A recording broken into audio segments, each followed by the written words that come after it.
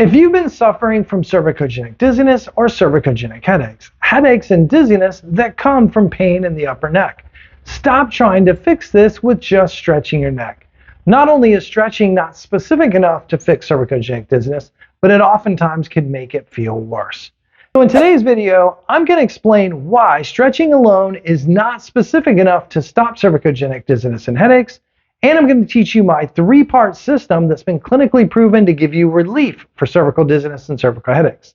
So stick with me to the end, as you'll notice once all three parts come together, that's where the big payoff is. Problem number one, restricted neck mobility. The first reason that stretching is not specific enough to stop cervicogenic dizziness is in most cases, the neck doesn't need the muscles lengthened. What the neck really needs is mobility or motion between the top 2 or 3 vertebrae in your upper neck, C1, C2, and C3. Once those joints become restricted, you'll notice that you might have restricted range of motion, especially side to side. If those joints are stuck, they're tight, they're impinged, whatever word we want to use, the pain and discomfort from that pinch will irritate nerves in your upper neck called proprioceptors. Proprioceptors tell your brain where your body's at in space, it's a third of your balance system. So if your upper neck's tight and your proprioceptors are malfunctioning, you could easily get dizzy. So you might want to test yourself. Do you feel limited turning to the right versus turning to the left? If you notice, for example, turning to the right is limited, and if you keep pressing it, it could give you a headache or make you dizzy, now we've got one of the key features of cervicogenic dizziness or headaches. And now I'm going to show you a technique that you could do right now to start getting some mobility or some motion back in your upper neck. So this is what I could do. I'm going to take my thumb, I'm going to run it down the back of my head, right underneath my skull, where the first vertebra is. And then I'm going to rest my fingers kind of against my face. Now my thumb's on my C1 vertebra. I'm going to gently press in so that I stabilize that vertebra. And now I'm going to rotate to the right as far as I can comfortably without pain, tightness, or dizziness. I'll show you from here. I'll run it here, and then I gently rotate. If you get it right, what you should notice is with your hands supporting and helping is that suddenly you can go a little further or you can feel a little better. If you found that that gave you some relief, well, that's fantastic step one because it's diagnostic. If you are helping your upper neck and you suddenly have less dizziness, that's a good clue that your dizziness might be coming from your neck. Secondly, it's just a great exercise. Your first day doing it, I would recommend only try it twice. When you're done, reassess and see how you feel. Give it a rest the rest of the day, do your normal activities, and if you're not too bad the next day you could perform up to 6 reps. If you notice maybe, for example, sitting and then lying down in your bed makes you dizzy, you could try this exercise and you could check. When you go to lay down later that night, did you feel less dizzy? And that'll give you some good feedback. Now, another way to do this, a traditional way, is to use a small hand towel. If you've seen my channel for a while, you've probably seen me demonstrate it, but I'll demonstrate it one more time because I think it's worth it. If I take the sewn edge of a towel and I place it right at the base of my head, this is called the snag technique, sustained natural apophyseal glide. So what I'm going to do, if I want to go to the right, that's where my dizziness is, I drop the right side, crisscross, and the towel should be aligned at the bottom of my earlobe and the tip of my nose. Too high, that's no good. Too low, that's no good. You want it kind of the middle of the face. This hand is just going to support the towel. And then I'm going to gently rotate my head to the right as far as I can comfortably without tightness or dizziness. So this is another way that you could do that snag technique, either with your hand or with the towel. The parameters are the same. If it's your first time doing it, just do it once or twice and reassess. If you find that this is helpful, you could do up to 6 reps, and you could easily do this 2 or 3 times per day.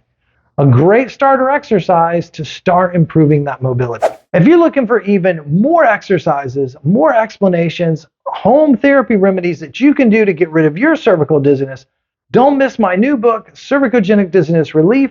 I'm going to add a link to the bottom. It's also going to be in the description of the video. Check it out. Get it today. It should be a big help. All right, back to the video. Problem number 2, stretching does not improve neck stability. This second problem is probably the one that I talk about the most. For the neck to function well and for you to not have dizziness and headaches, you need good strength and stability in the neck. You have deep neck muscles in the front of the neck called the deep neck flexors, deep muscles in the back of the neck, and their job is to hold the weight of the 8 to 10 pound head up and to keep pressure off of your joints and discs. Once you've been sore for a while, or maybe you've been sedentary, maybe you sit chronically with bad posture, you're going to lose that strength and stability, and the weight of the head is going to begin to overwhelm the neck and constantly keep negative pressure. So now, I've got a small bag. This has 4 ounces of beads from the craft store. This could be a Ziploc bag with rice or beans or even a couple folded hand towels, whatever you have. But this could be a great tool to add a little bit of weight bearing. What I often call axial load from the spine. If I put a small amount of axial load through my neck, what axial load does is it sends a signal to my deep stabilizing muscles and tells them to switch back on. Oftentimes with that first exercise, I'll show that to my patient on day 1. Okay, you've improved your neck mobility, but now I want to reset your stabilizer muscles so they now will control your new range of motion.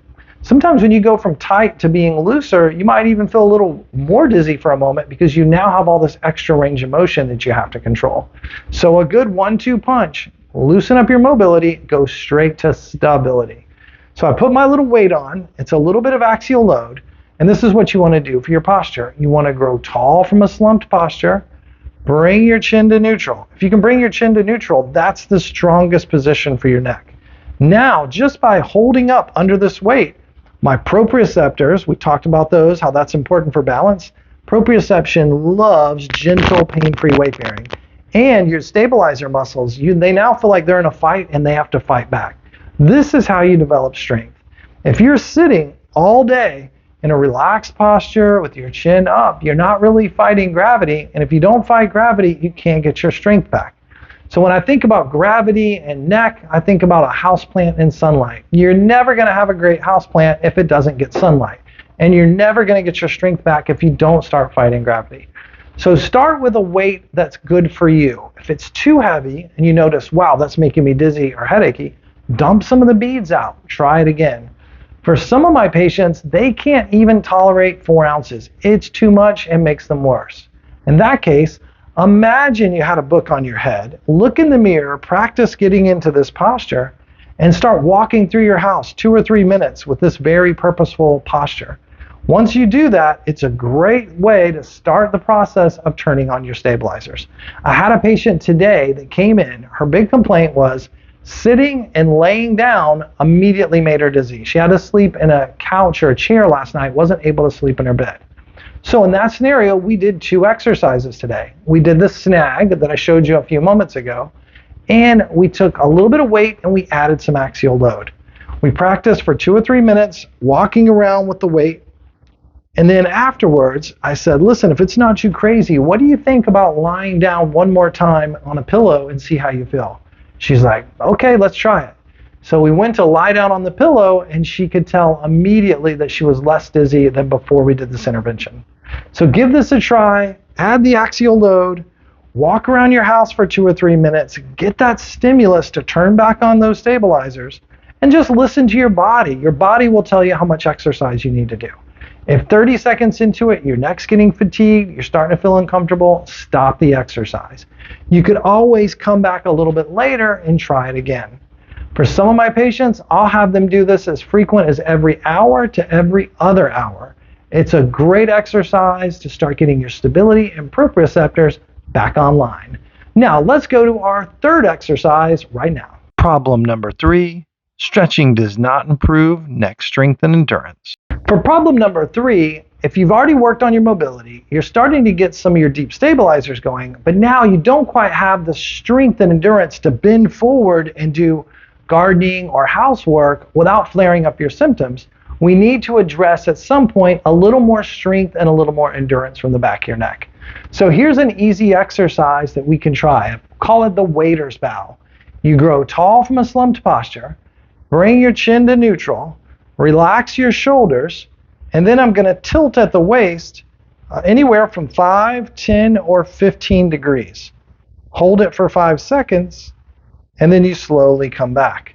So it's a controlled trunk lean, a trunk lean and hold. It's a great exercise to start building the strength and endurance of the muscles in the back of the neck.